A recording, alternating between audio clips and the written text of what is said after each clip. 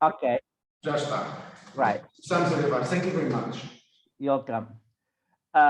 Okay, so my task is to introduce Professor Alfredo Saad-Filho to everybody. A lot of the students actually already know of him because they read a lot of the papers that Alfredo wrote about different topics during master's degree, during the PhD program, and so on. So Alfredo is not strange to probably most students here, but I'd like to introduce him anyway, just to have something to do basically in this session. Okay, so Alfredo is a professor in political economy at international development at King's College in London, and is the head of Department of International Development. Previously, he taught political economy. He was a professor in political economy at the School of Oriental and African Studies of the University of London, was chair of the Department of Development Studies at the same school. At some point was the head of the SOAS doctoral school, and in the early 2011, I think 2012, was a senior economic affairs officer at UNCTAD, United Nations Conference on Trade and Development. So he has taught in different countries, in Brazil, in Canada, in the UK, in Mozambique. So he has a lot of experience, and of course that helped him with his own research. The research areas that he covers are extensive. He works on political economy of development, industrial policy, neoliberalism, democracy and alternative economic policies, Latin American political and economic development, which is also very important, particularly for the master's degree at ISEG, but very important in our field, and at the moment is a little bit not well developed here, and inflation and stabilization, the labor theory of value and its applications. And a lot of these works are inspired by Marxist political economy. He has lots of publications, and you can follow. I'll share the link for his official page, where you can look at the publications and so on. But the most recent, I think, is a book that he wrote on progressive policies for economic development, economic diversification and social inclusion after climate change. And it's an interesting book looking at the macroeconomic policies, economic policies, political economy, and climate change, which is the kind of book that we don't see very often. So it's a very important contribution in this debate, for this debate. And fortunately, the students in the master's degree have already looked at chapters of this book because Alfredo helped with that. I don't have anything else to say about at the moment. Well, we have a lot to say about Alfredo, but it's not the point of this meeting. So Alfredo, the floor is yours. Welcome again, and please take charge of it. It's again a very big pleasure to have you here. Yeah. Thank you. Thank you, Carlos, and thank you, Alexandre. Thank you, George, for organizing this session. It's a huge pleasure to meet you, and I apologize hugely for not being able to do this in person, but I hope to go to Lisbon very soon and then meet all of you in another session. What I'm going to do today is to talk about my current work on the four most visible systemic crises today: the economic crisis, the political crisis of democracy, the health crisis exemplified by the COVID-19 pandemic, and the environmental crisis connected to climate change, of course, and then look at how these crises have emerged, how fundamentally connected to the nature of neoliberalism and current capitalism they are, and what perspectives there may be to address those crises from a point of view of the expansion of democracy and a commitment to political and economic equality. But if we're going to do this, then we have to start from neoliberalism itself, and that is my angle of approach. So before I start, I will try to share my screen with you, but I will need the host to enable me to share my screen. And in the meantime, while the host will allow me, please, to share the screen. So just to put this into context, what I'm going to do now is to go through each of these crises, start from the nature of neoliberalism, the defining features of neoliberalism, and then look at its economic aspect, political aspect, the health aspect, or the health impact of the economic and political crisis in neoliberalism, and then look at the environmental constraint. So whoever is the host, if you could allow me to share the screen, I'd be very, very grateful. Let me push on.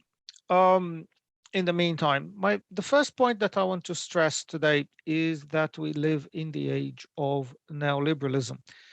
And the way I look at neoliberalism, now there are many different ways to look at this. The way I look at it, neoliberalism is not just about a collection of ideas. It's not just about a set of economic policies. I see neoliberalism as the current stage or the current phase of the current mode of existence of global capitalism. A phase, a stage, a mode of existence of capitalism that came into existence very gradually after the end of the post-war economic boom, and then that spread from the UK and the United States through Atlanticism across the global north, and then through the Washington Consensus into the global south. And it came to, it became the dominant, the most common, the typical, the characteristic configuration of capitalism in our day and age. So sorry to stop once again. Whoever is the host, if you would, Professor George. if you could allow me to share the screen, that would. George left. George is going to do it now. Okay. Yeah. Okay. So still not working. Anyway, the most significant feature of neoliberalism, again, from my point of view, is financialization.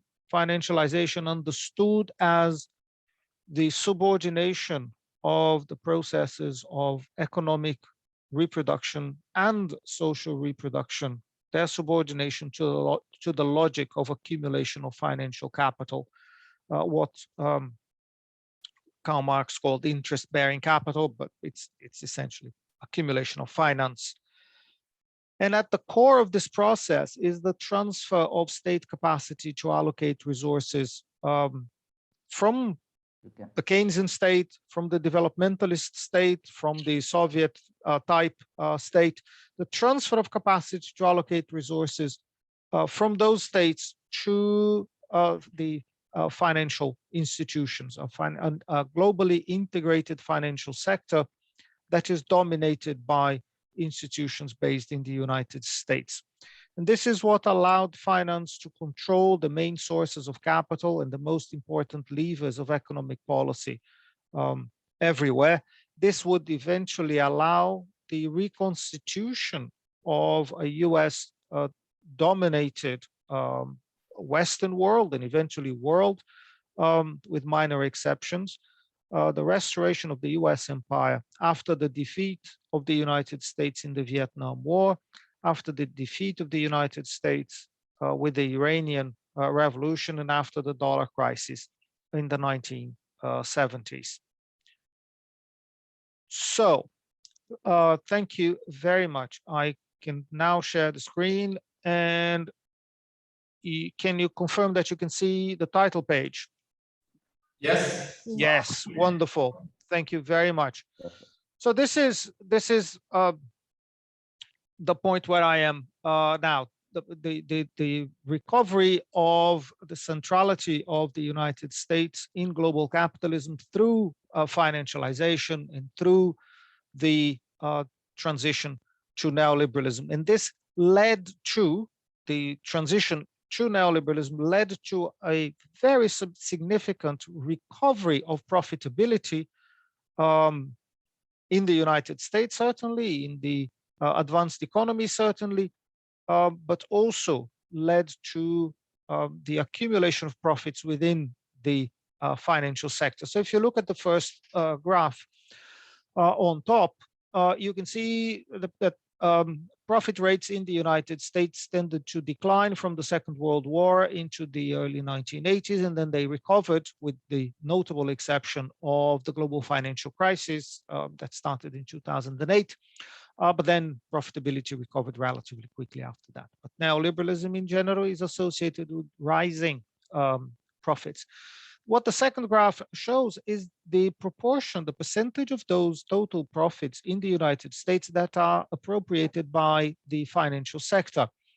And you can see that it was about 10% of total profits were appropriated by the financial sector from the Second World War well into the 1980s, and then that share starts to increase, and it touches on 40% just before the global financial crisis. Then it declines, becomes negative. The financial sector gets into a significant set of difficulties, but profitability recovers relatively rapidly, and profits return to between 20 and 30% of total profits being captured by finance. Now, finance does not produce profits directly. It appropriates revenues that are generated elsewhere in the economy. So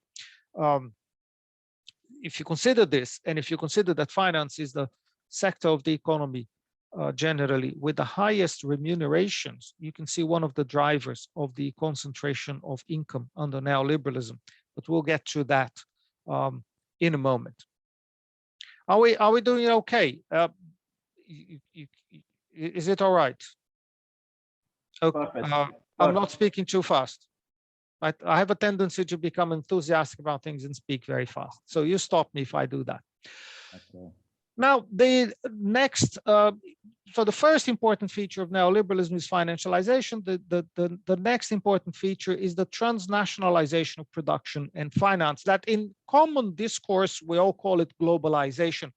But this is about the international integration of circuits of capital, circuits of accumulation, production chains, their international integration at the level of firms. Countries are always integrated. Countries have always traded across history. What is new about neoliberal globalization, or globalization under neoliberalism, is that the production process is internationalized within each production chain. And the best example for this is your own mobile phones. The mobile phones are designed in one country, produced in various different countries, their parts, and then they are assembled, often assembled in China. In China, of course, under neoliberalism has become the assembly line of the world. This may or may not change in the future. We'll see that. So that is very important. And in order to support this internationalization of production, we have the policies of liberalization of trade, liberalization of domestic finance, liberalization of international capital flows. All this is articulated with the internationalization of production. Next important aspect of neoliberalism is has to do with the state. And the neoliberalism is not about the withdrawal of the state. It's not about rolling back the state in any significant way. This is just political discourse. Neoliberalism is about the strengthening of the state in those aspects that matter. It's about the legitimation of neoliberalism itself. It's about the enforcement of neoliberalism. It is the state that imposes neoliberalism, not its withdrawal. that leads to neoliberalism. It's the state that transfers control over the sources of capital to finance. It's the state that puts into place the new internationally integrated, globalized structure of production and of finance. It's the state that privatizes public assets. It's the state that commercializes public services. It's the state that withdraws social security. It's the state that imposes means-tested benefits. It is the state that imposes private sector performance indicators on the public sector. It's the state that represses the opposition. Now, in all of this, across all those areas, neoliberalism has been extremely successful. And we have seen the construction in the last few decades of unprecedentedly favorable conditions for capital accumulation. Remember, the West won the Cold War. This we saw the globalization of production with the liberalization of trade and finance and capital movement. We see competing states offering incentives to accumulation within their own borders. We see cuts in taxes, cuts in transfers, cuts in welfare provision. We see the decline of the sources of resistance against neoliberalism, the decline of nationalist movements, decline of nationalist governments, decline of trade unions, decline of peasant movements, decline of left-wing political parties, and so on.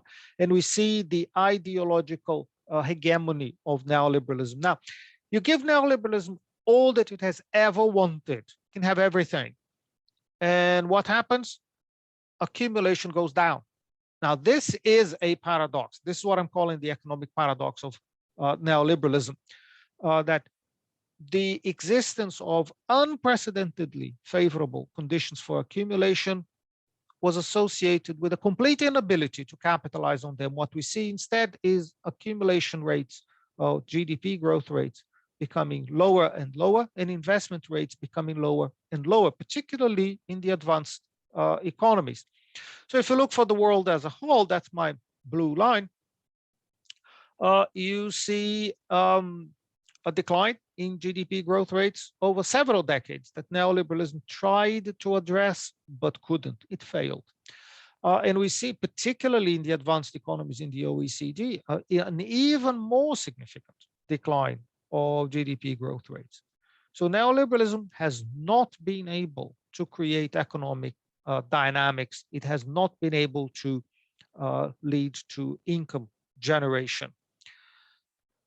So very quickly, on three other aspects of neoliberalism. The first is the financialization of the state. And as I mentioned, it is the state that legitimizes neoliberalism itself.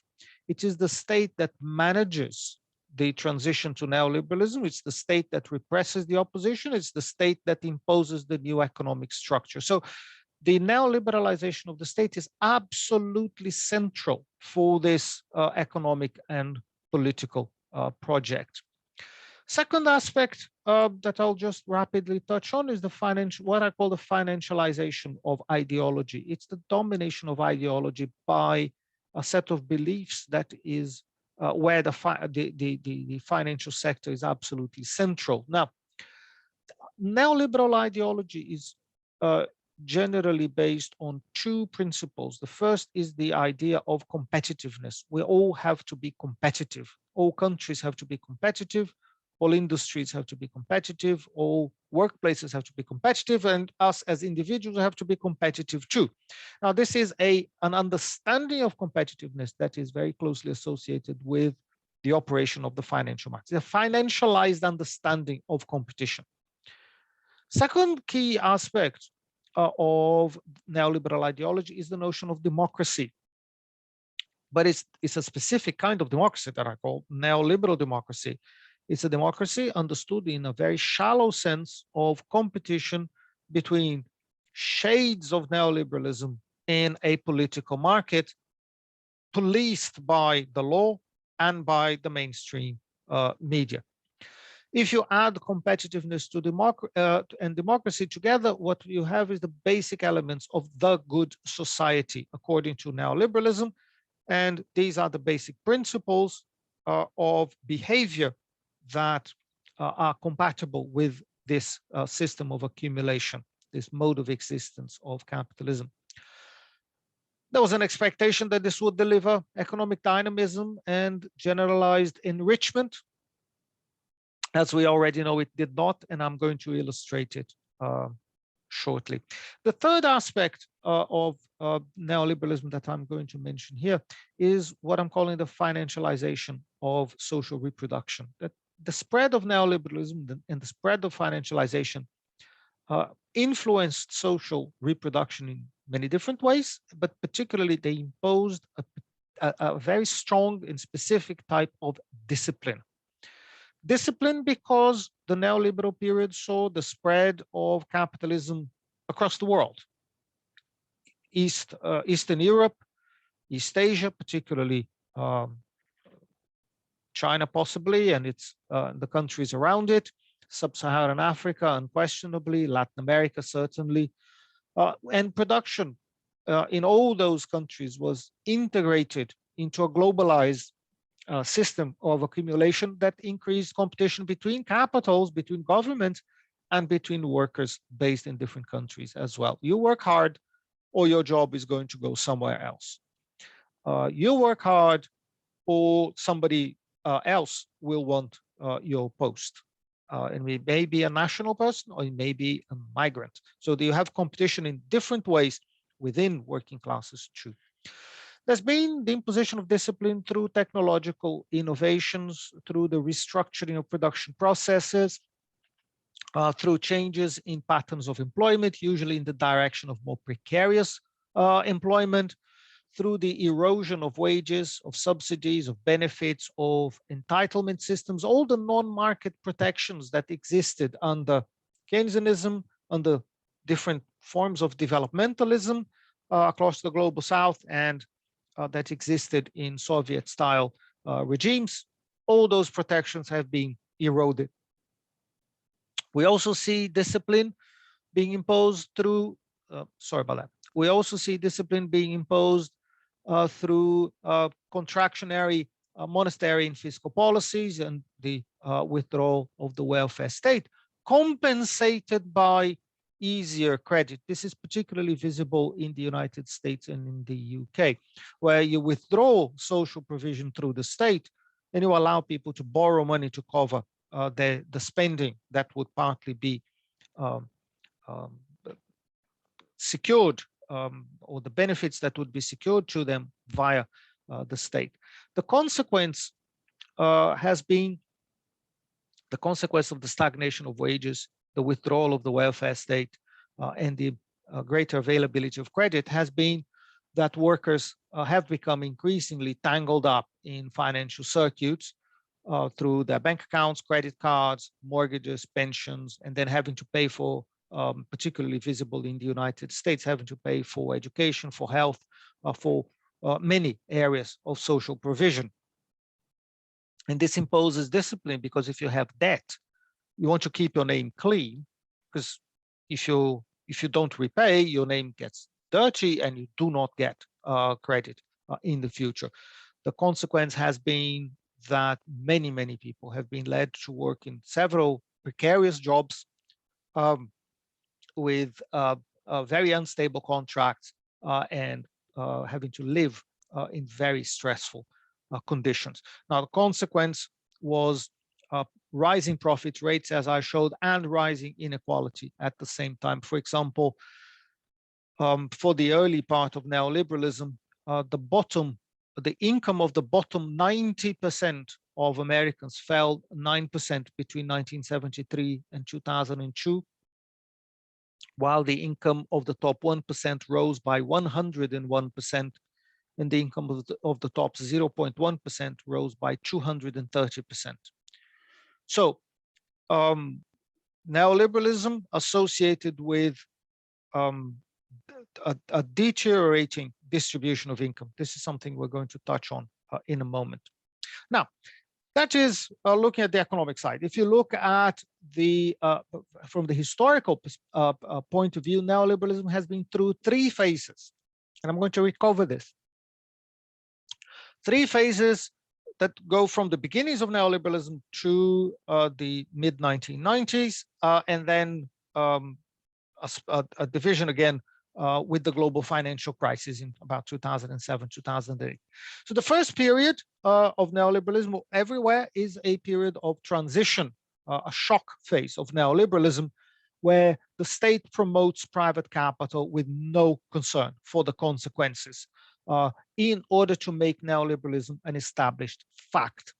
And the state is very important. The state is there to contain labor, to destroy the left and the opposition, to promote the transnational integration of capital and finance, to put into place the new institutional framework, a phase that historically started with the transition in Chile and Argentina in the early and mid 1970s, and then moves to the UK and the United States in the late 1970s, early 80s. And it goes on and on across the world, and it closes with the East Asian crisis in the mid 1990s, when East Asia also turns neoliberal. Then we move historically into the second phase, the mature phase, the third wayist phase of neoliberalism. If the first phase was politically associated with Margaret Thatcher and Ronald Reagan, this phase now is associated, the second phase is associated with Bill Clinton, with Tony Blair, with Gerhard Schroeder. It's a phase of consolidation of the role of finance in social reproduction. It's about the management of the new forms of international integration. It's about rolling out specifically neoliberal social policies, but even more importantly, it's about the consolidation of neoliberal subjectivities.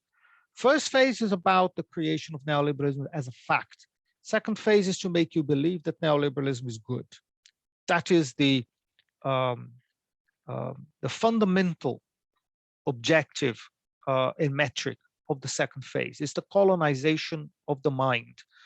At this point, the traditional left in most countries loses space, loses reason to exist, because the majority of people simply don't believe in it anymore. After the global financial crisis, we have a third period that comes with loss of legitimacy. Neoliberalism had all the power. It had all the tools at its disposal, and it did not deliver prosperity. Instead, it delivered the worst, the most severe, the deepest economic crisis since 1929. Why? How? What is it that went wrong? What is it that is wrong with neoliberalism?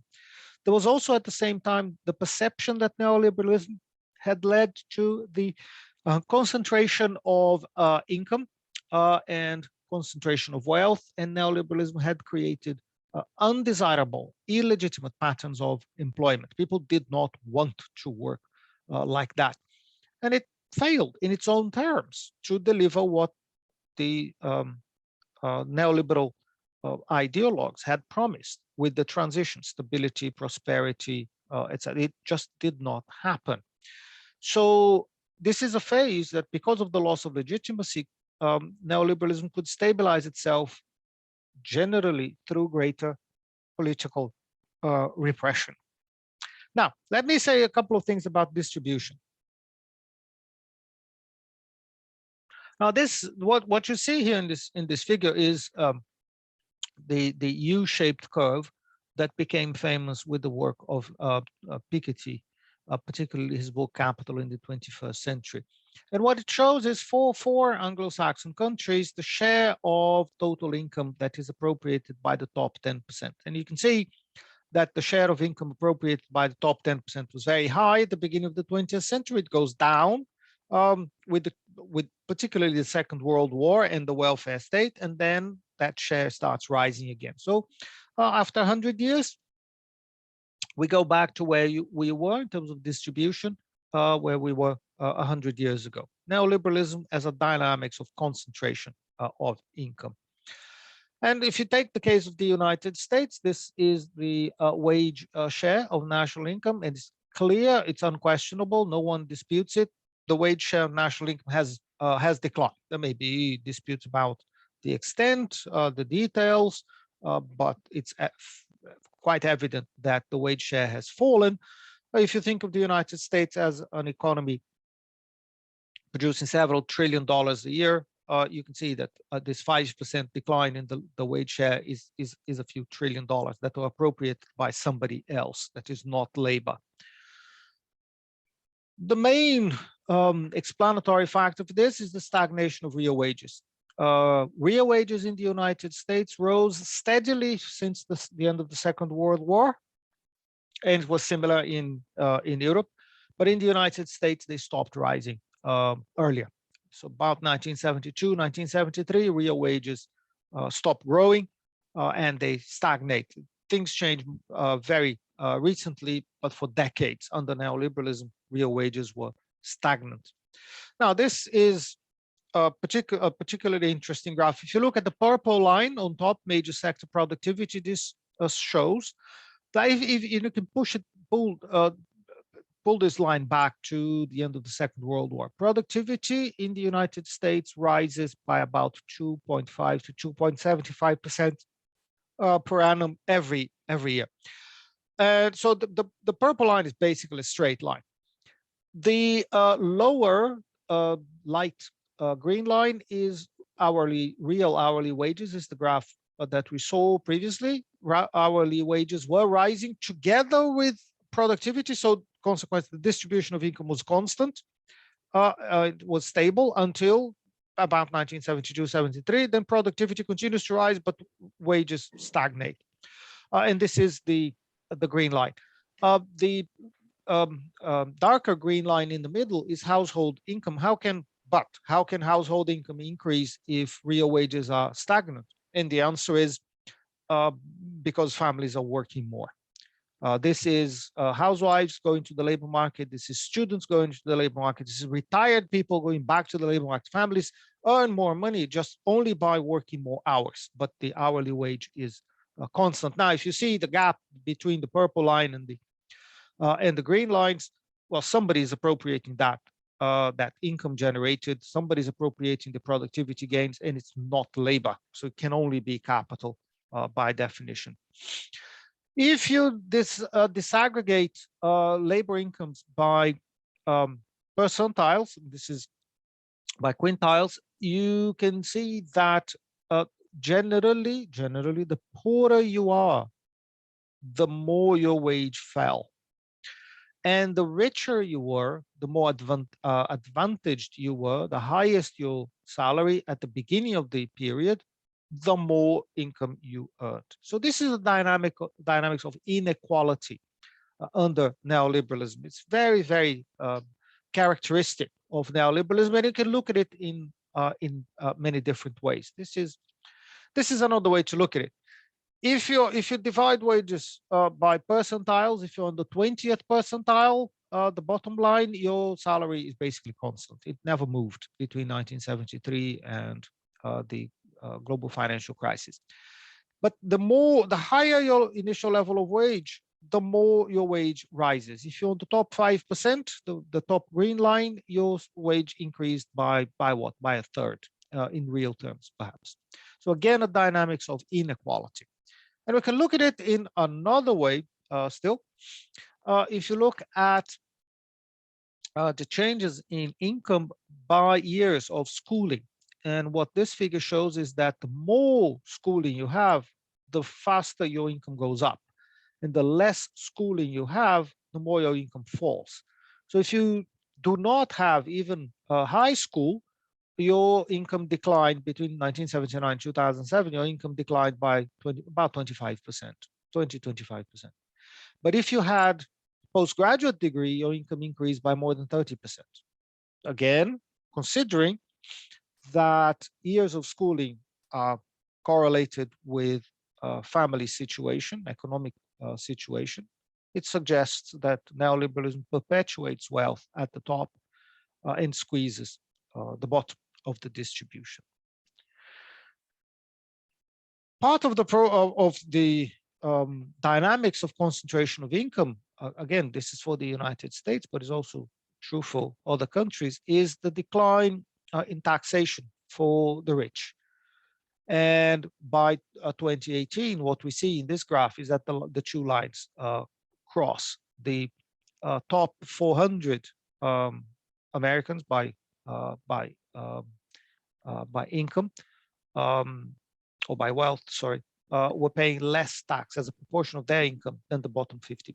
This is a completely regressive system of taxation that is again imposed by neoliberalism to favor the rich at the expense of the poor. Again, there's no serious debate about this. The consequence of all those processes has been the accumulation of increasing amounts of wealth in the hands of the top 1% or top 0.1% or whatever small figure at the top that you might want to choose. Great accumulation of wealth at the top and stagnation of wealth at the bottom. It's a picture of people working very hard, more and more hours, but not being able to accumulate anything. So it is, again, a system that engineers quite deliberately, quite knowingly, engineers inequality. The consequence of all this is changes in distribution of about this kind of shape that we can see. The better off you were, the better off you become. The worse off you were, the poorer you were, the poorer you become. So the pressure are to stretch the distribution of income to the advantage of the rich and at the expense of the poor. This is for the United States, but you can replicate this picture for almost any country you want. This is Chile under General Pinochet. That's essentially the same picture. If you're on the top 10% of the distribution of income, your income rose by 50% between 1973 and 1987. If you're at the lowest decile, your income declined by 40%. Now, the question for us as social scientists is what is the process that generates those distributional outcomes? And my response would be, look at the restructuring of economies under neoliberalism and notice that this restructuring of economies under neoliberalism created what I like to call an enormous number of economic losers under neoliberalism, because millions of jobs were eliminated, particularly in the advanced economies.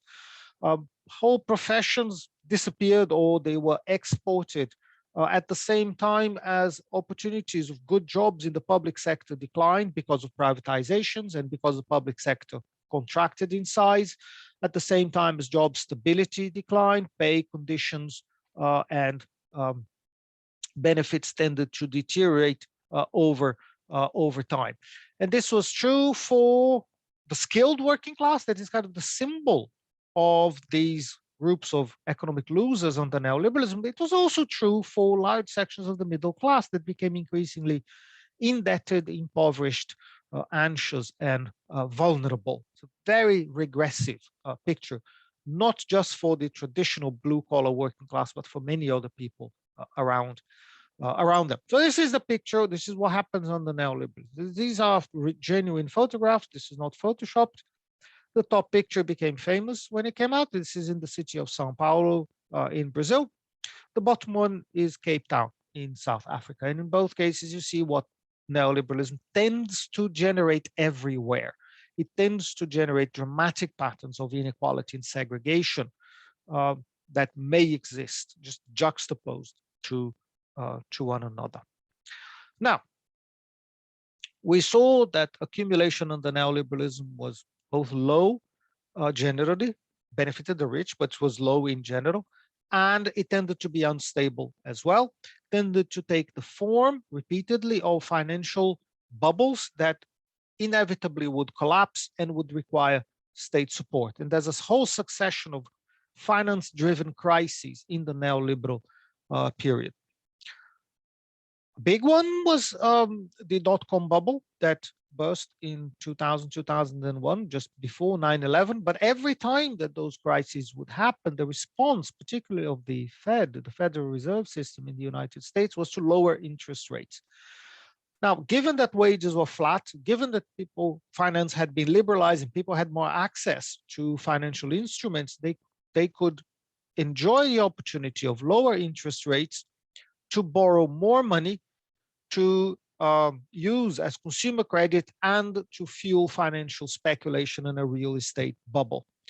So if you are poor, you don't have a lot of money, but interest rates are low, the temptation to borrow is very, very strong.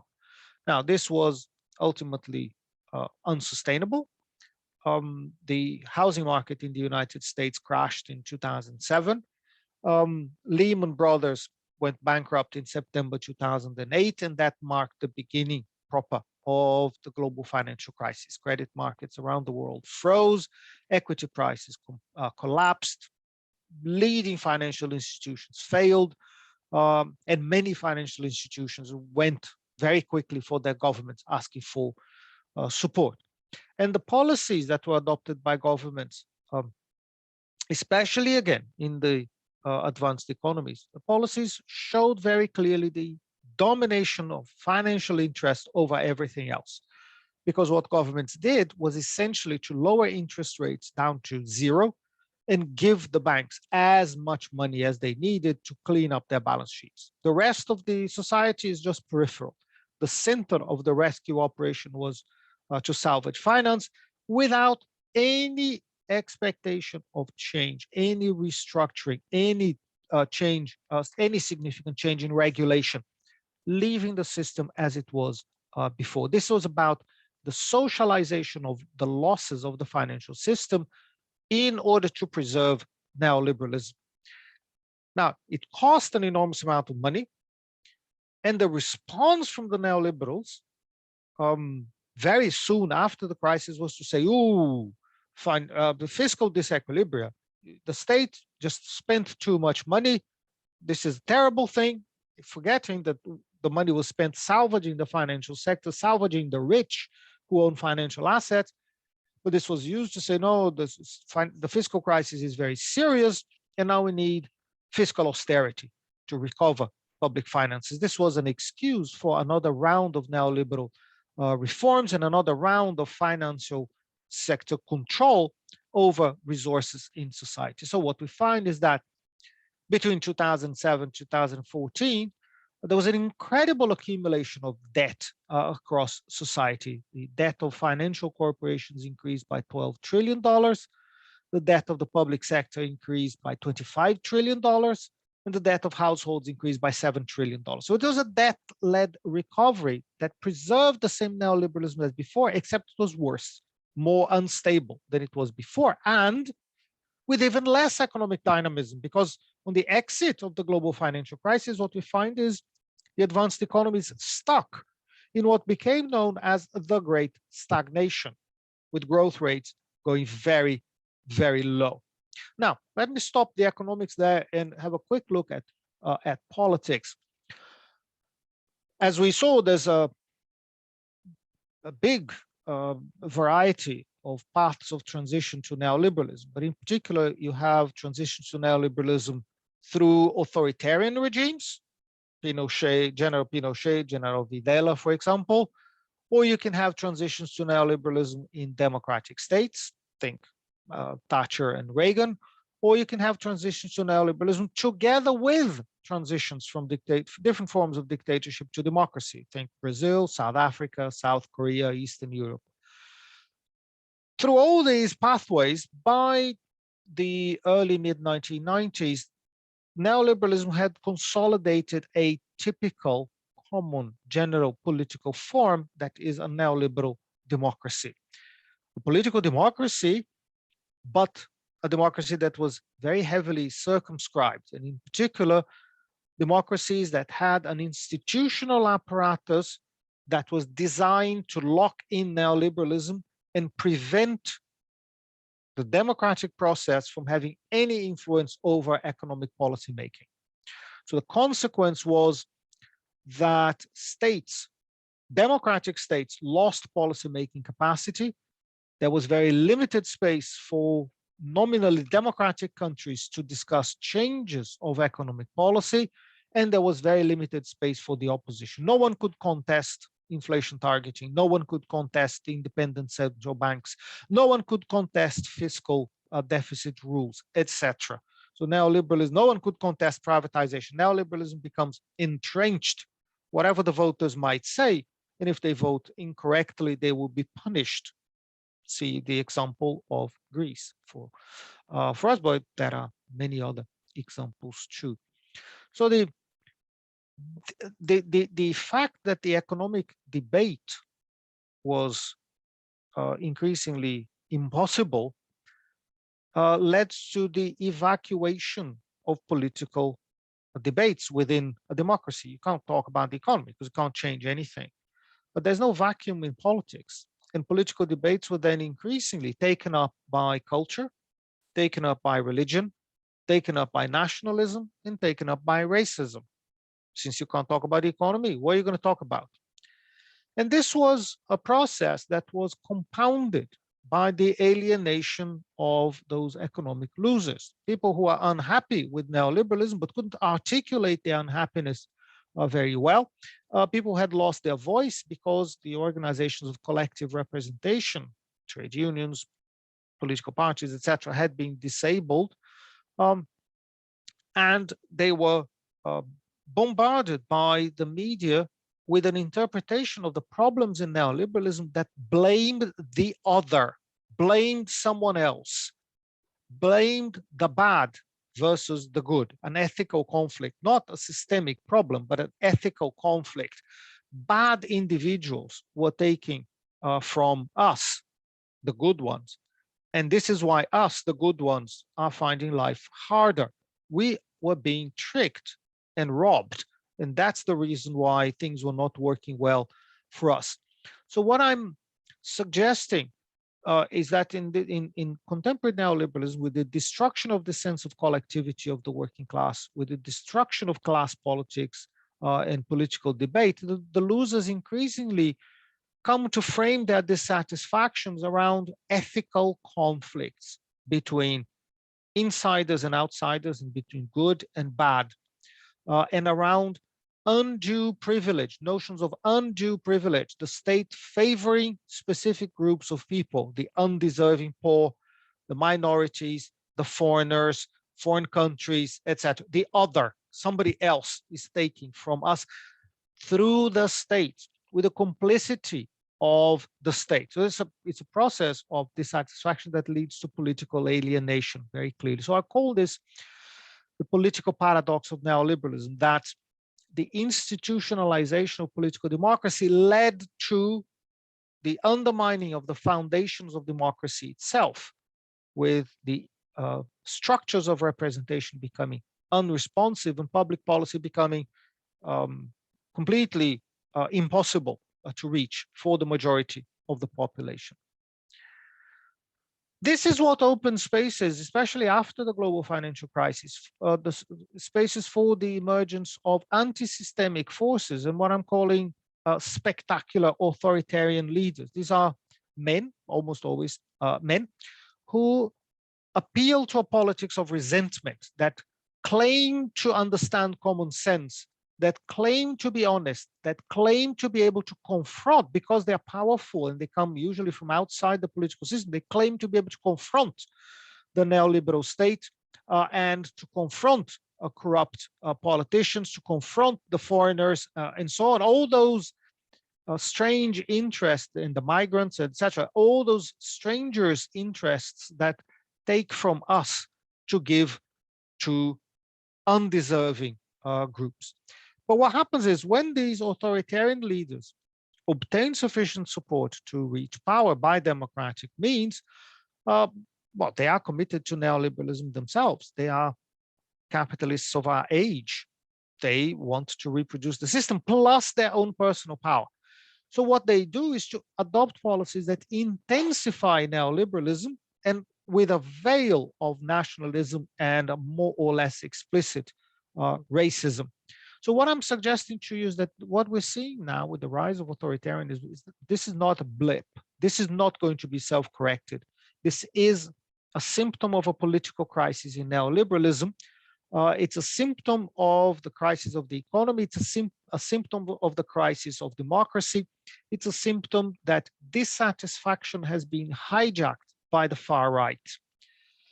And nationalism and racism, they offer ways to validate the experience of the losers under neoliberalism, if they are of the right skin complexion and have can claim attachment to the land for several generations, perhaps, in a way to restore a sense of collectivity against us, against them, but now us is all of us, because we belong to this nation, we belong to this country, we belong to this race, as opposed to the others who do not and who are causing us harm.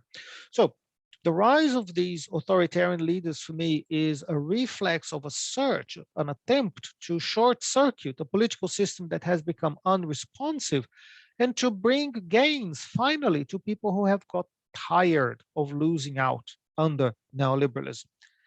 But they will not achieve that under those leaders because they are committed to neoliberalism themselves. What tends to happen then is that to the right of those leaders, a new generation of fascist movements tends to emerge, because fascism too has an explanation for the problems of the losers under neoliberalism. And it's an explanation that is internally coherent in many ways and that can gain support. So we have a situation of authoritarianism with this paradox that I call the paradox of authoritarianism, that the political crises and the economic crises in neoliberalism have led to the emergence of authoritarian, spectacular political leaders that are committed to neoliberalism and to their own personal power, but the exercise of this power harms their own political base. They are neoliberals after all. Their policies reduce wages, create more unemployment, create more precarious labor, create more poverty. This leads to more mass frustration. How do those leaders contain that frustration? By creating more enemies. So their politics is a politics of resentment, in the sense that they need enemies one after the other in succession. They cannot resolve problems. They can only create trouble. And that's the succession of battles that these leaders get involved in, because if they don't, their popularity declines. They can't resolve problems. They can only perform. Donald Trump as a key example, Jair Bolsonaro in Brazil as another example. But this is an unstable dynamic. You can't keep doing this forever, harming your own base and pretending that somebody else is to blame for that. The tendency then, in my view, is that fascism in a specifically neoliberal form will tend to grow in our day and age. Now, this is the situation that we were in or until early 2020, and what the pandemic did. The pandemic didn't create any more problems. The pandemic intensified the problems that existed by then. The economies weren't growing, then they fell off a cliff in the biggest crisis in the history of capitalism. Democracies weren't working very well. They became even worse because states gained the right and the legitimacy to track movements, to interfere with communications, to impose lockdowns. Not that I was against lockdowns at the time. I was completely in favor because there was no alternative. But the consequence has been the accumulation of even more power in the hands of increasingly authoritarian states. Now, these difficulties are still with us today. Now, just a very brief parenthesis on this. The pandemic was not unexpected. Since the 1950s, military and civilian planners have been considering what to do in the case of a flu-like epidemic coming from the south of China and spreading around the world. Everyone knew about the risks. Everyone should have been prepared for them. But what we find is that particularly in the advanced economies in the West, but especially in the authoritarian neoliberal countries, they were absolutely incapable of dealing with the problem in a way that protected lives as a priority. So this was not an unexpected public health emergency or an unexpected public health crisis. This was not even a failure of planning. This was a failure of implementation. This was the result of the dismantling of state capacities. This was the result of the deaths under the pandemic, or the result of absolutely staggering failures of implementation and a huge underestimation of the threat. So in that sense, I call this a neoliberal pandemic. And a symbol of this neoliberal character of the pandemic is that while China was controlling the pandemic, or attempting to control the pandemic in the beginning of 2020, The West was trying to ignore the problem. And then when the problem arrived, eventually, as it inevitably would, the most Western countries, but particularly the United States, the UK, and India, and Brazil, and Turkey, authoritarian neoliberal countries, those countries especially, wasted time creating a debate between lockdowns or herd immunity. Now, the notion of herd immunity was about just letting the pandemic rip through the population. We don't care as long as profits are protected, which lockdowns not necessarily would. But the consequence was the complete demoralization of this dilemma, which was false, because the countries that were latest into lockdown also suffered the biggest economic declines, and they tended to suffer the biggest the biggest numbers of fatalities under the pandemic. So both health and the economy, they move in the same direction. There is no trade-off between them. There's no contradiction between them. If you look at the experience in the United States, in the UK, in Brazil, and in India, as symptoms of this false debate, it is very clear that states abdicated from their responsibility to protect people in order to concentrate on the protection of profits. And the result was catastrophic from all angles. It was perhaps the biggest policy failure in the West since the Second World War.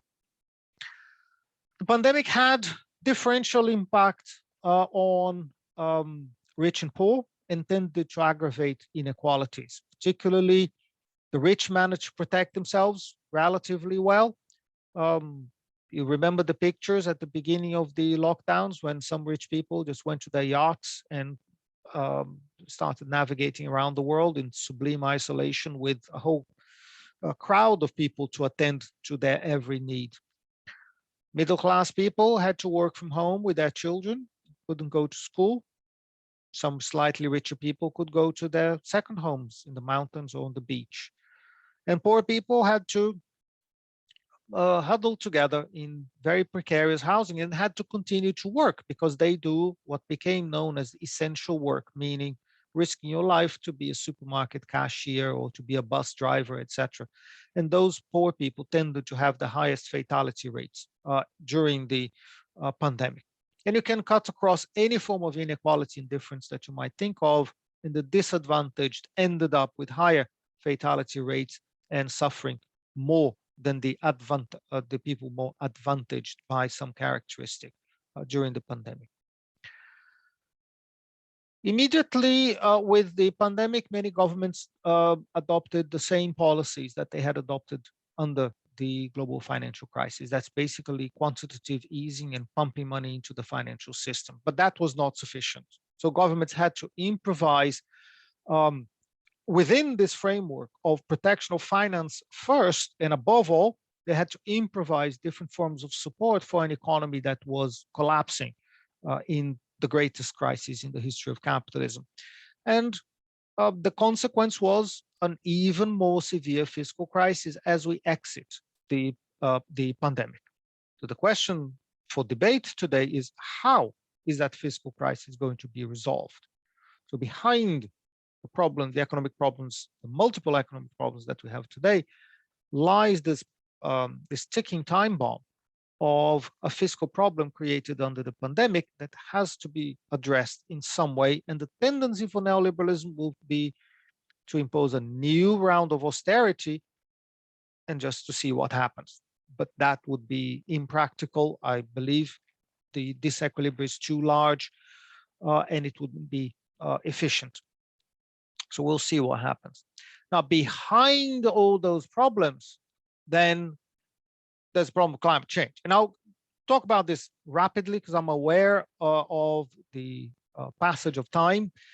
But I want to say just a few words about climate change in the sense that this is the challenge that we must confront as not just as individuals, we must confront it as a species if we want to survive. So the challenge is absolutely enormous. The challenge of climate change has been known for several decades. For at least 7 decades, it is known that consumption of fossil fuels generates greenhouse gases that eventually will raise global temperatures. Now, the estimates of the actual increase in temperatures are becoming more and more precise, and there's more and more insistent reports that the situation is reaching tipping points from which we will not be able to escape. And the implication will be, once again, more dramatic for the poor than for the rich, which I think helps to explain why powerful people have very little incentive to resolve the problem, because perhaps they feel that they will not be affected so directly. So who cares? Let's make profits in the short term. So we do need to address these problems. And the suggestion that I want to make is that in order to do all that needs to be done to address the climate crisis, change in energy supplies, leave oil in the ground, guarantee or secure macroeconomic stability, etc., you also have to improve the distribution of income, of wealth, and of power.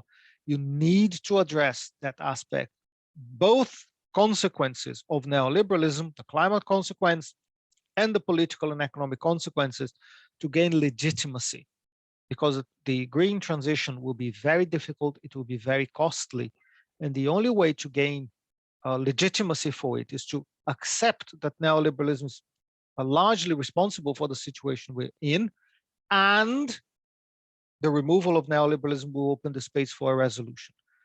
Under neoliberalism, there will be no resolution to the crisis of the environment. There is no resolution. Neoliberalism will tend to aggravate the crisis. All those conferences that we've seen every year for several years now have led to very, very little result. This cannot go on anymore. The series of drivers for climate change. The first is this fundamental contradiction between the search for endless profits in a finite system. That is a contradiction. This cannot be sustained. Technology cannot resolve this problem. Another driver of climate change is the notion that we know what's going on, but we are not able to do anything about it. So total emissions of CO2 from oil, gas, and coal increased from 20,000 megatons in 1990 to around 35,000 megatons today. They're still rising. So for all the talk about being aware of carbon dioxide emissions causing climate crisis, we're still not doing very much about it at all. Even some economies have reduced their emissions, United States, UK, etc., but this is not because of any fundamental change in consumption, it's because they've deindustrialized. What they did was to export their emissions to the global south. But that does not resolve the problem for the world as a whole. But even if you look at the best performing countries, Cuba, Denmark, Spain, Sweden, etc., even if you replicate their successes around the world, that is not sufficient to guarantee even the Paris goals. So we are in a very deep problem, and there is no way that business as usual is going to address this problem. There's a difficulty in all diplomatic negotiations around climate change that the West says we are emitting a minority of emissions. We can't resolve this problem ourselves. And the Global South says, sorry, but you created the problem in the first place, and now you want us to stop developing so that you can save yourselves. So neither side takes the initiative, and this leads to this impasse that we see today. There are enormous investments in fixed capital in the extraction of oil, coal, and gas, and who's going to pay to scrap those investments? Also not clear. And we have financialization as a short-termist set of policies, preferences, and attitudes on the part of banks and commercial capital and industrial capital that is incompatible with the long-term vision that is needed for structural change. So how do we resolve this difficulty? How do we untangle all those knots? This is a serious problem. And what I'm suggesting is what I'm calling a democratic economic strategy that is based on the limitations of mainstream economic strategies and policies and the need for alternatives. You can't just do politics for the negative or against the negative. You have to offer something positive. And the idea is to outline some goals for those economic policies to identify some goals for what we can call democratic economic policy that bring together the distribution of income, wealth, and power, and the overcoming of neoliberalism in order to address climate change. And I'm suggesting, I'm not going to talk much about this. We haven't got much time. I've got a book on this, and I can send it to you if you wish. Just send me an email. Specific goals, a set of specific goals for those policies, and then the identification of specific policies that can be used to address each one of those four goals of those democratic economic strategies in order to address the climate challenge. And these policies will center around fiscal, monetary, and financial policies, the role of public investment, drawing on experiences of successful industrial policy, and the recognition that the public sector has a fundamental role to play in large-scale, long-term, expensive investments to build infrastructure, to generate renewable electricity, to build new transmission lines, to green the production chains, to retrofit the building stock, to expand housing, to build water and sewage facilities, to build public health, to build sustainable irrigation, to build education and training compatible with a green and democratic economy at the same time. All this has to be paid for. It will need a higher tax rates in most countries. It will need technology transfers.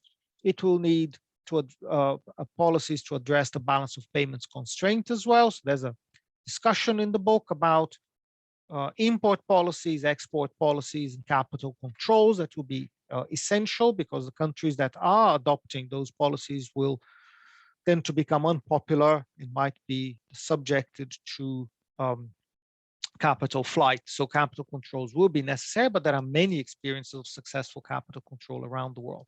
And then a set of social policies, universal social policies, to bring everyone together and to satisfy the basic needs of the poor in order, again, to satisfy a fundamental requirement of democracy in the economic domain.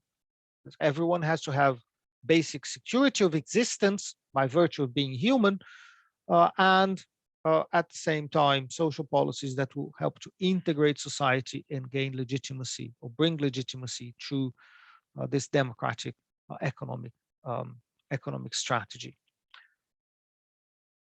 All this will be very expensive, and it will need funds to be generated. This will require increases in tax rates, particularly against carbon-intensive economic activities.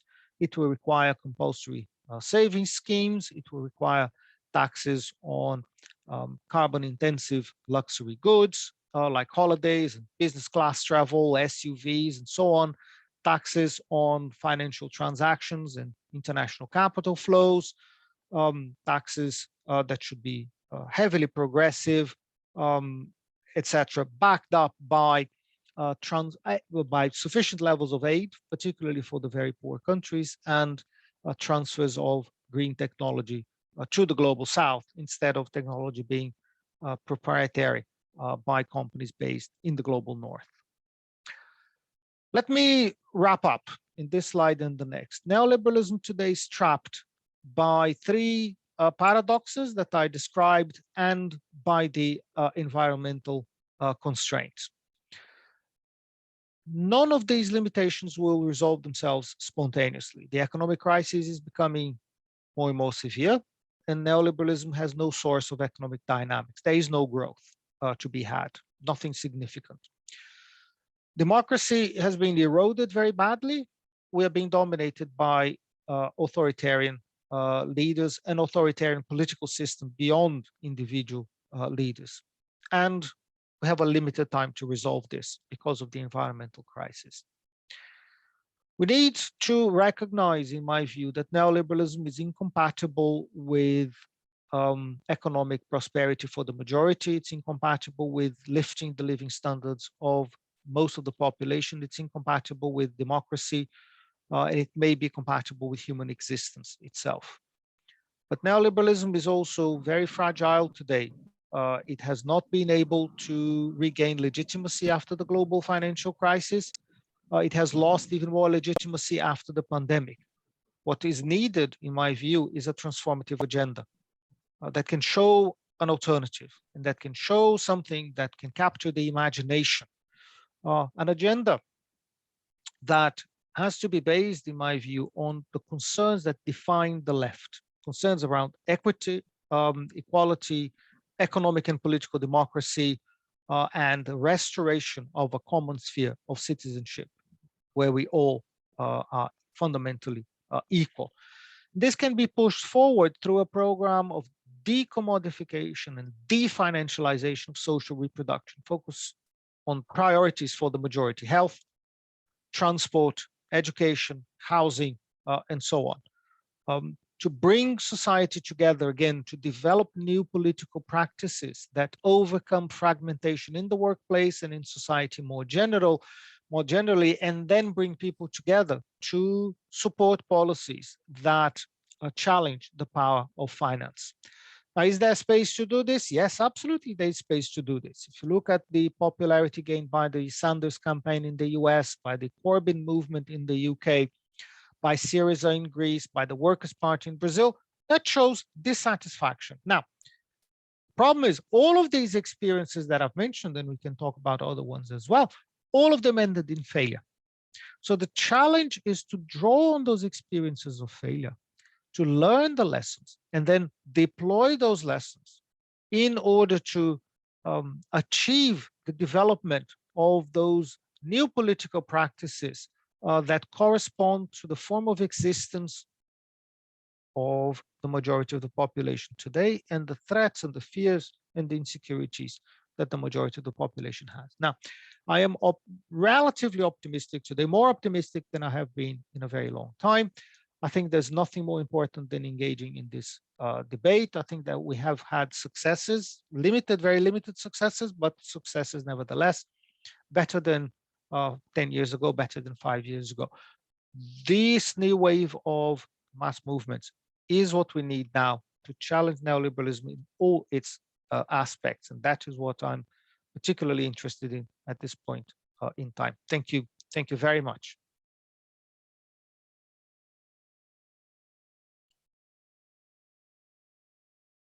Thanks very much for your presentation. I let it go a bit for two reasons. One, because we started late, so it's not your fault.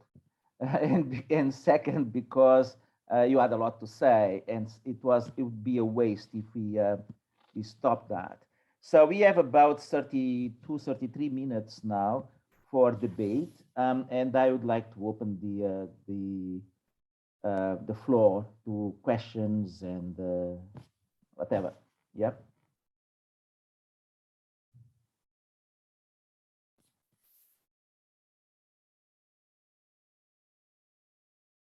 Alexandre. Yeah, thank you so much, Alfredo. I really want to very warmly thank you for such a systematic and clear and instructive presentation. It's a real privilege for all of us, and it's great to have you online, and we really look forward to having you in person shortly, in a few months' time, hopefully. While we wait possibly for the students to maybe also ask some questions, and the other guests in this session, I wanted to ask you to briefly comment on the current inflation and what your reading of the current inflation is. In the 1970s, of course, that's the last major lasting period of inflation we had. At the time, there were structural reasons behind it to do with also with the dynamics of class conflict around the profit squeeze and the labor militancy, and how it in a way inflation was not just about the oil producing countries and the cost of oil and the oil shocks. It was also an expression of class conflict, which eventually was resolved in capital's favor with the emergence of neoliberalism. Now in the present, the current inflation is being explained by most mainstream authors as being largely about stimulus of demand pushing up against constrained supply due to supply chain constraints around the pandemic, possibly aggravated by the conflict in the Ukraine. I wanted to ask you to comment on this, whether this explanation is too shallow, whether there are more interesting and deeper and more relevant structural issues underlying the current inflationary process, which are worth considering, and how that affects the likelihood that it will last and the kind of distributional consequences that the current inflation might have. Thanks a lot.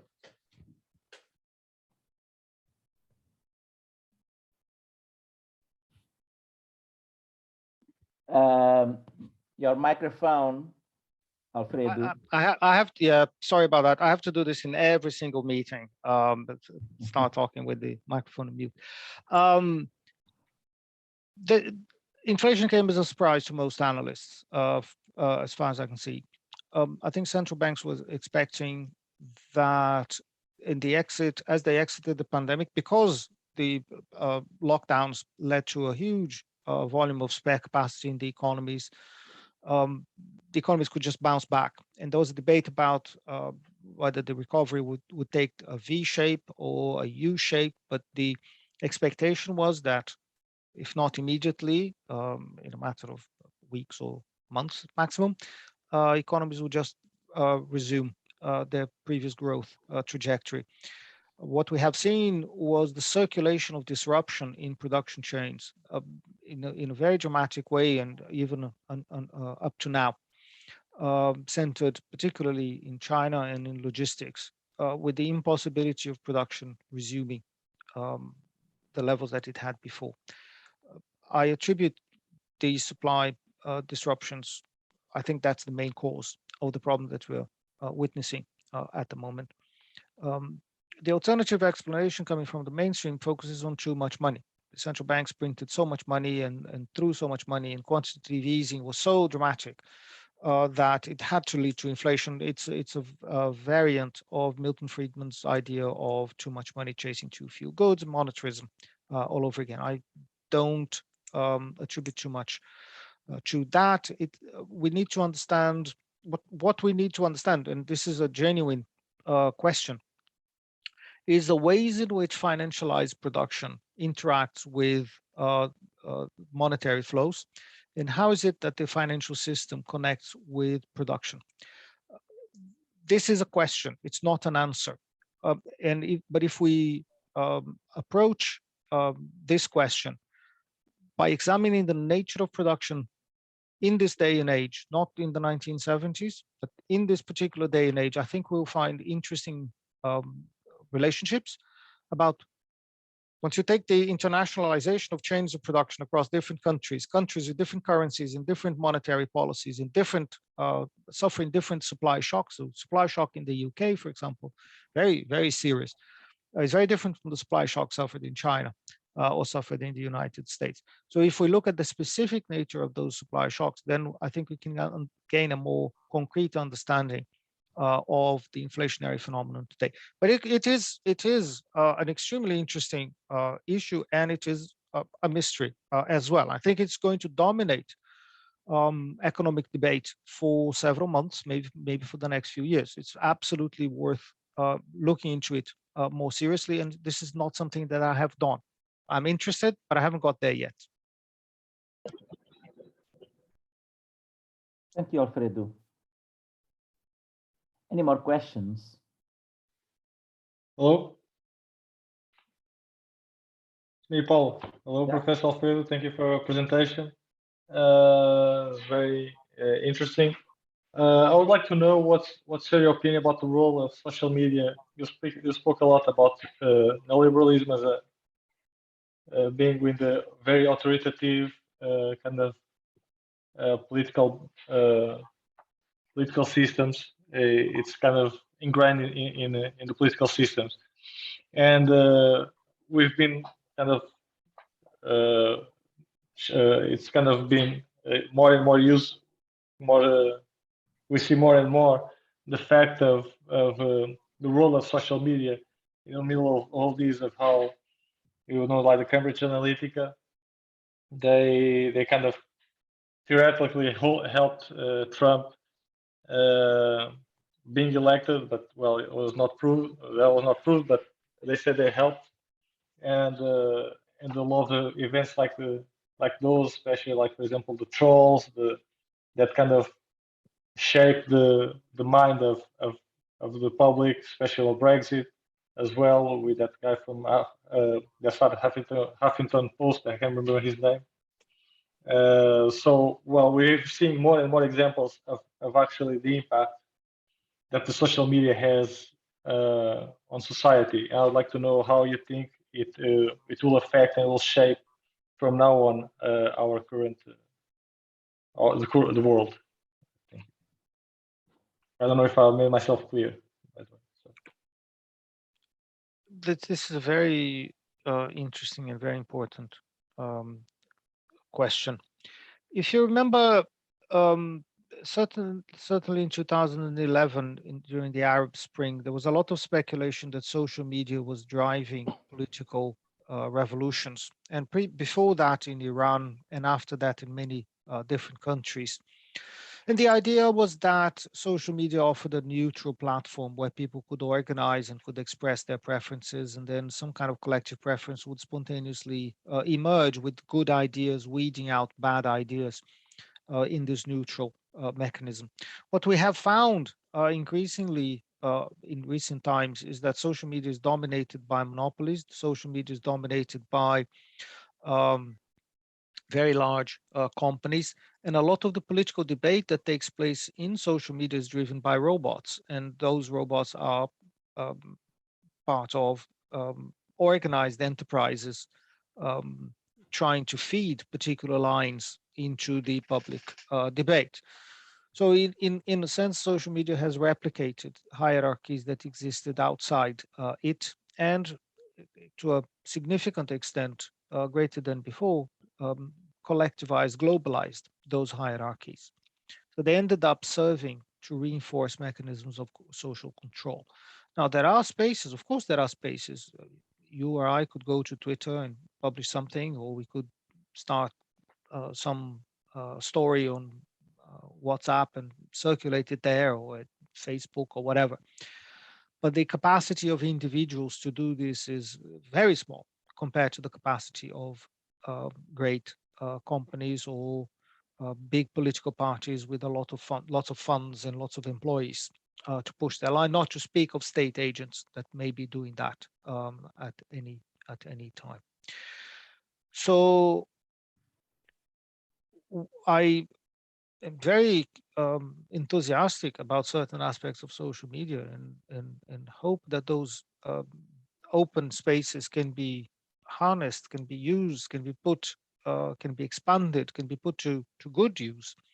I'm also skeptical that this is actually going to happen to a significant extent, and concerned that the vitality of social media, or the apparent vitality and vibrancy of social media, you can spend your whole day surfing around, ends up dividing people even more, ends up replacing this electronic messaging in whatever form, instead of dislocating personal interaction. And there's no way you can have successful social mobilization and social movements and successful political movements without face-to-face interaction. Interaction via social media is fleeting. It's distant. It's by definition cold. Interaction in person is what builds a sense of collectivity and a sense of common life, common destiny, a sense of commonality that is essential for people to be disposed to sacrifice and fight together. So social media can be an auxiliary in this effort, but it can never take the driving seat. And if you've been to demonstrations called by social media, the tendency in many of those demonstrations is that they are completely vacuous of any serious goals. It's very difficult to discuss serious political problems and programs in a platform that is limited to 140 or 280 characters, or that is flat in the way that social media discourse inevitably is. So I am skeptical that a transformative political practice will emerge out of that. We are in this world. This is what it is. But I do not have confidence that social media can drive a better world. Thank you, Professor, for your answer. Alfredo, there is a question sent by Vincent through chat. Mm-hmm. Says, what is your take on the likely consequences of the alternatives to the ongoing Russian oil and gas winning, like the proposed 8 nuclear power projects in the UK government on the environment and climate crisis? The UK is a low investment, low growth country. Will they ever build those nuclear power stations? Probably never. A lot of this is just empty talk. The more interesting, I think, issue is not what the politics of the UK government is going to be, but is nuclear a convenient or perhaps inevitable alternative to fossil fuels, to coal, gas, and oil? That's a very important debate, and I have green friends on both sides of the divide. One of the most convincing arguments that I have seen against nuclear, in spite of its capacity to generate huge amounts of electricity, and I thought this argument is very interesting, is that the rate of technological change in all other areas of renewables is so fast that by the time the nuclear power station is finally ready, 10, 20 years down the line, the conditions under which renewables, other renewables, wind or solar power, can generate power have been transformed completely.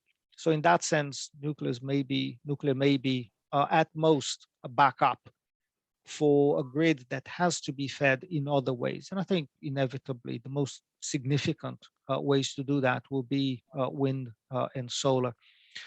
The UK government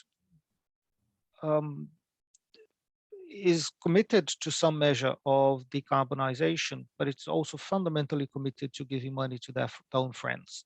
And that may well be part of this process, and there will be no construction of any power stations without that condition being satisfied. So we wait and see, but in the meantime, time passes and the problem is not resolved. Now, the UK has achieved successes in many other areas, particularly wind power, and perhaps that should be the first line of expenditure, not necessarily hugely expensive nuclear power stations. Thank you. Any more questions? George and Daniela. George, and after George is Daniela. Okay. Thank you very much for this very, very good presentation. I just have 2 questions. One, you have shown, let's say, your first part, the increasing levels of inequality. And you address mostly the, let's say, the class variable based on income and income distribution, showing that there is a concentration of income in the top deciles of the structure, and a decrease in the lower deciles of the income structure. The question is, if we consider other dimensions of inequality, let's say race, for instance, or ethnicity, do you also think that these are following the same path? That is, there is a concentration particularly on white people and a loss of the non-whites in general terms, namely indigenous peoples and the group of black people either in Africa or in other countries. This is the first question. So it is to combine the ethnic dimension with the class dimension. The second question is the spatial expression of inequality. You use those 2 strong images that we normally have from 2 very divided cities, São Paulo and I think Cape Town, or at least one of the South African cities. But when we measure segregation in some of the metropolis of the Northern Hemisphere, of the Western metropolis, what we do see is a decline in the classical segregation. But this doesn't mean that there is less inequality in terms of housing or access to public space. What do you think explains this reduction on, not very strong, but anyway, this reduction of segregation in the cities of Northern Hemisphere? In the cities of Europe, for instance, I know less about the United States cities. So if you have any idea what mechanisms are behind this eventual reduction of spatial segregation in Northern Hemisphere. Thank you. I can't answer your questions in any depth at all. I don't know anything about segregation in urban areas. I also, interestingly, what you just mentioned, I have not seen a systematic treatment of different forms of inequality under neoliberalism. I've seen partial treatments, looking at inequalities between men and women, looking at inequalities between rich and poor, looking at inequalities between black and white, but not putting all those types of inequality together. So it would be extremely interesting to review this literature systematically and see what is out there. My suspicion, looking at those partial studies, is that neoliberalism operates as a machine to strengthen the strong and weaken the weak. And in that sense, it would tend to increase every manner of inequality. And in doing this, create enormous damage across the board. Connect this to the growing prevalence of mental health problems in most societies. So this is what I would expect. And we find there is a lot of evidence for partial correlations. I haven't seen a general treatment of all those inequalities at the same time, but I expect that it would be there. And in terms of spatial expressions, it is definitely dramatic in many countries. I was not aware of the phenomenon that you mentioned, the reduction in inequality in cities in Europe. So I can't comment on that. I would find it very interesting. So what happened to the poor in the situation where the poor have tended to become more poorer and more numerous in many places. Now, one slight observation is that I focused on the case of the United States for the analysis of distribution under neoliberalism, partly because the US is very big, also because US data is relatively easy to find. But if you look at the picture in Europe and in Japan, the picture is slightly different, or perhaps significantly different, because of progressive taxation. In progressive taxation, in a more robust welfare state, contribute enormously to diminish the unequalizing impact of neoliberalism. So that may have something to do with the outcomes that you have identified. I can't state that, but I would suggest that this may be part of the picture. That some of the unequalizing processes are partly compensated by progressive taxation and the state benefits that come out of that. So in general, the inequality of income in Western Europe and Japan has worsened, no doubt, in the last 30, 40 years, but not as much as it did in the United States and in the UK. And of course, as everyone knows, in China as well, but through very different mechanisms. Daniel, just one thing. Inequality is increased. What I was saying is the spatial expression of inequality that we often, geographers, we often read as segregation, has not increased. It doesn't mean equality has not increased. It has, as you have demonstrated. Sure. It may have been compensated by public spending. I wouldn't know. Thank you. Thank you, Alfredo. Daniela? Yes, it's just, I'm not sure if you have the answer. First of all, thank you for the talk. It was super interesting. And I'm glad that you are more optimistic that the image of the waves, because that was really something to think about.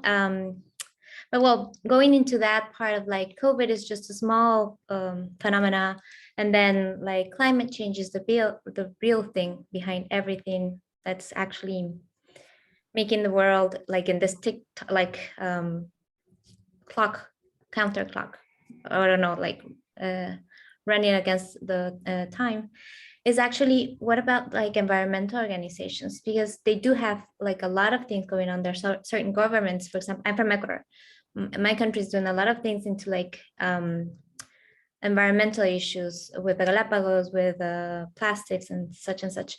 But then I'm not feeling so optimistic because that seems not to be like actually working in a big scale or the scale we need it to work in order to actually have a change, a positive change.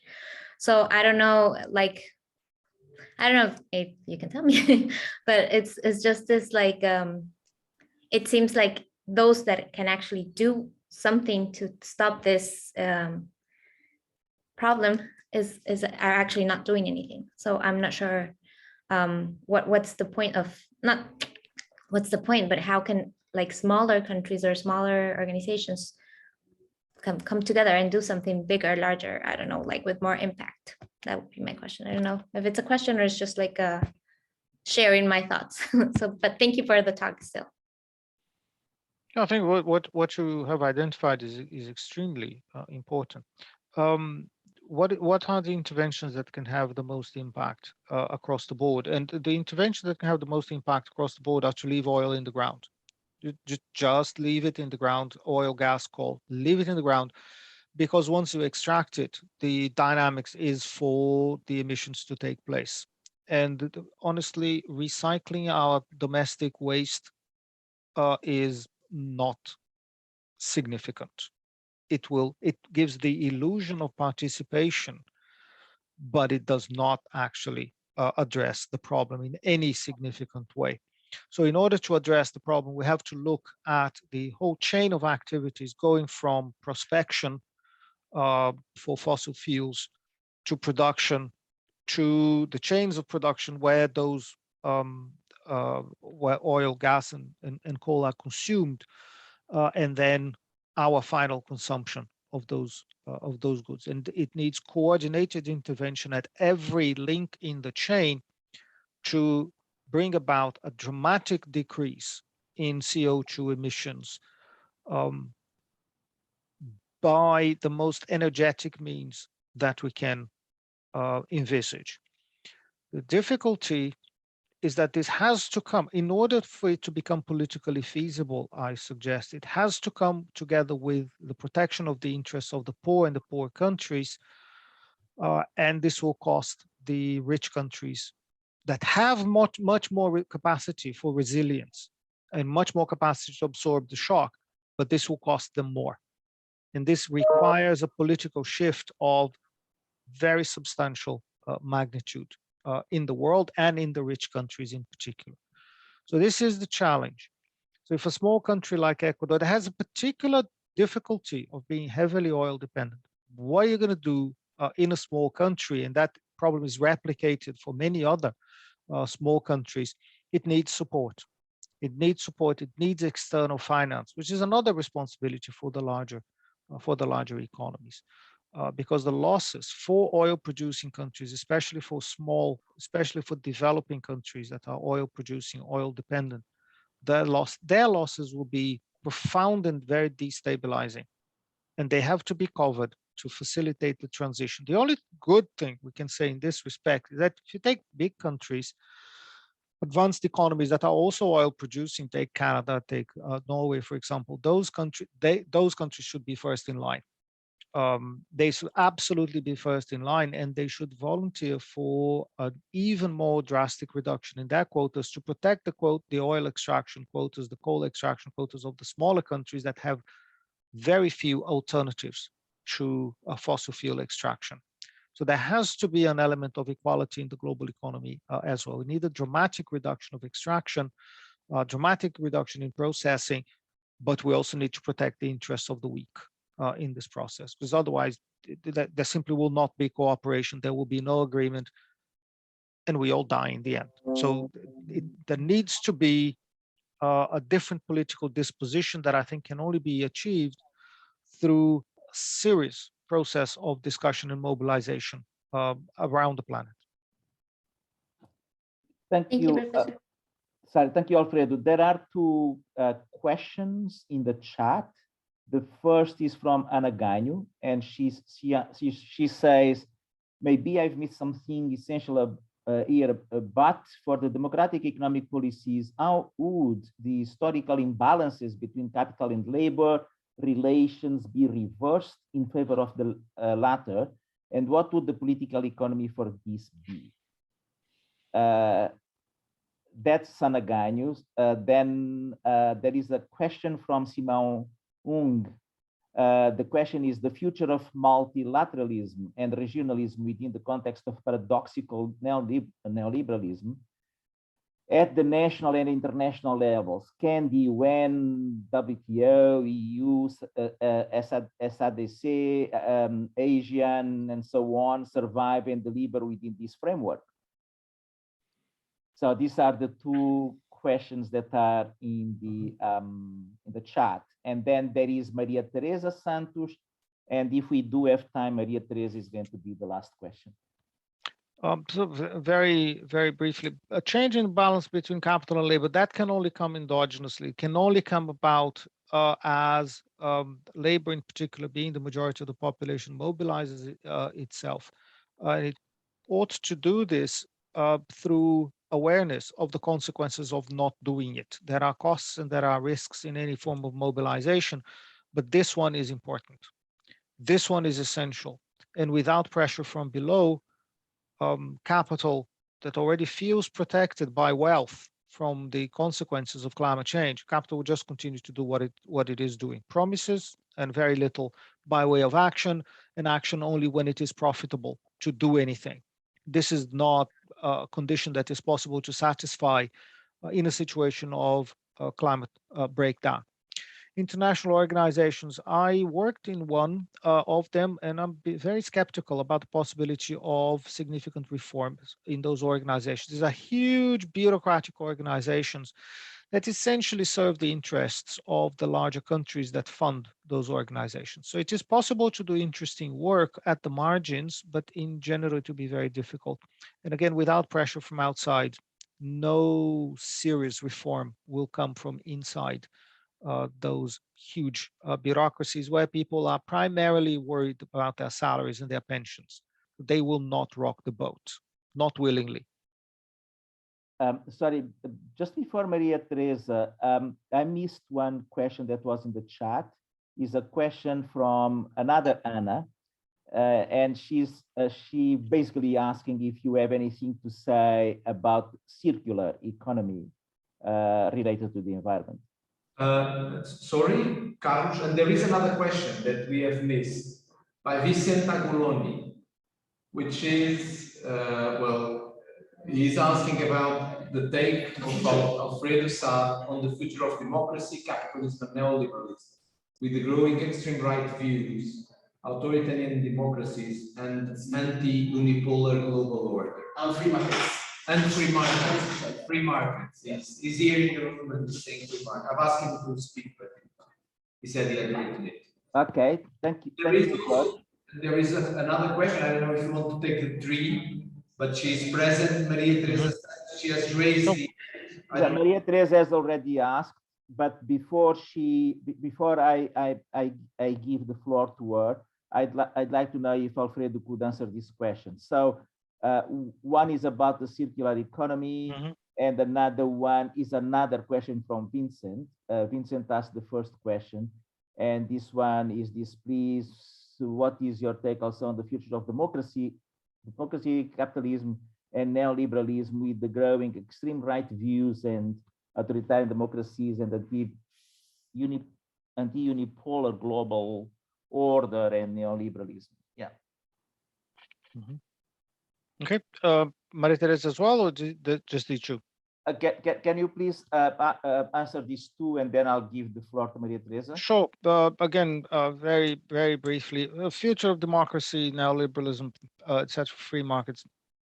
We do not live in an economy with free markets.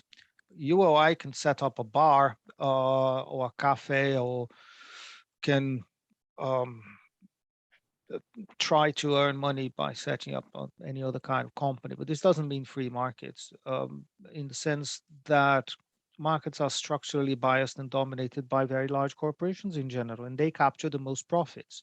You or I might get a living, but the chances of a small company surviving are very low. 80% fail within 2 years, according to the data that I have seen, at least for the UK. So there is no future for free markets to be seen. There may be a future for capitalism if it manages to navigate the challenges of the global crisis of the economy. But this is becoming difficult. The sources of dynamic are really proving to be very elusive. But the challenge, any challenge to capitalism, can only come about through mass movements of people who believe in something else. And at the moment, there is no something else to be believed in. And it may be that the lack of democracy catalyzes movements for political democracy and for economic democracy at the same time. And that would be a challenge to neoliberalism. Neoliberalism is not compatible with economic democracy or with real political democracy, including discussions about economic policy making.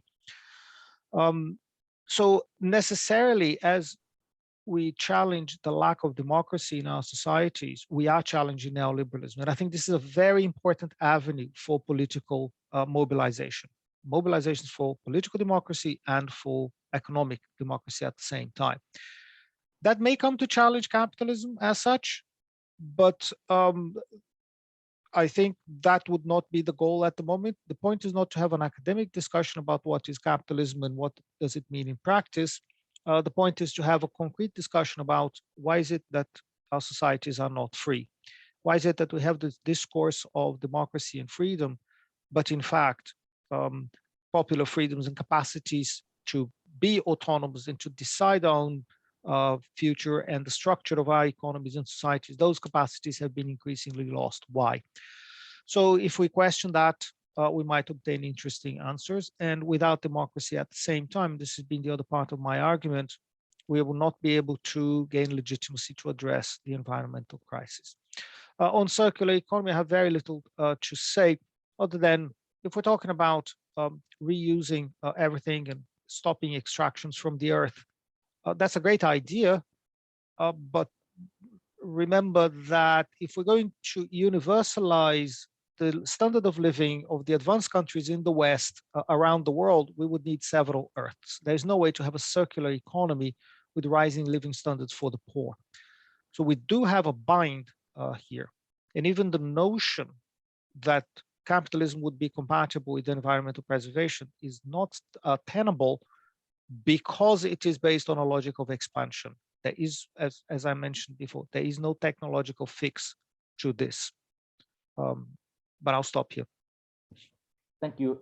Maria Teresa, sorry for making you wait, Maria Teresa. So. Thank you.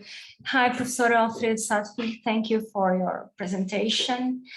When you propose the democratic economic policies as an alternative to neoliberalism, are you in fact proposing a new regime of accumulation or within capitalism, or an alternative mode of production to capitalism? In other words, is it possible to conceive a healthy capitalism?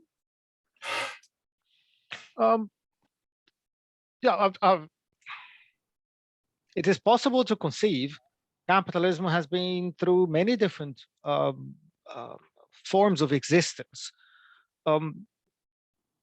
I suggest that politically and tactically, the challenge should be launched against neoliberalism. Can you confront the problems of distribution and the environmental problems that we have got under neoliberalism? The answer is clear: no, you can't, for the reasons that I have explained there. So let's push at this in the name of democracy and see how far we can get. My personal inclination is to believe that capitalism itself is incompatible with environmental sustainability. It's incompatible with a society of equals, because capitalism is based on inequality, and capitalism is incompatible with a sustainable economy. But let's get to that bridge when we are ready to cross it. Let's go to the first bridge, which is about, I suggest, democracy in the economic domain and in the political domain. We're still so far from any meaningful victories that I think excess ambition at this point would be a disservice to the significantly urgent goals that we have to achieve. Thank you. I'm sorry to have to stop the questions now. We are over time, but I would like to thank Alfredo for not only for his brilliant presentation and the way he answered the questions, but because he's optimistic about it. This was probably the most powerful thing that came from him, because a lot of people are very pessimistic. You can see that when you are teaching students and debating, encouraging students to debate. Students are sometimes very pessimistic about the future. And so you brought a perspective that is not light. You are not running away from the problems, but you are presenting alternatives, and you are optimistic about the possibilities of political change, the political change that is necessary for that. So thank you very much for that. That was very, very interesting and very important. I don't know if Alexandre and George would like to say something else. Just also, I mean, just to thank very much Alfredo Saad-Filho for being with us today and for the excellent contribution again to the course. And remember, well, everybody is invited, of course, but especially our students, that we have the next session exceptionally next Thursday, either and preferably here physically or online for those who cannot be here. Just remember this particular situation. Nothing else. We can close Carlos. Sure. Alexandre? No, just thanks a lot once again, Alfredo. It was brilliant and we're really grateful. Thanks a lot. So thank you, Alfredo. And thank you, everybody, for the excellent questions and for being here, being part of this debate. So if we don't, yeah, we can close. And the side is back to George, power back to George now. Thank you very much, everybody. Thank you, Alfredo, again. Thank you, Carlos. Thanks, yeah. Alexandre. Thanks, George. Thanks, everyone. Bye-bye. Good night. Thank you. Thank you very much. Bye-bye. Thank you. Bye.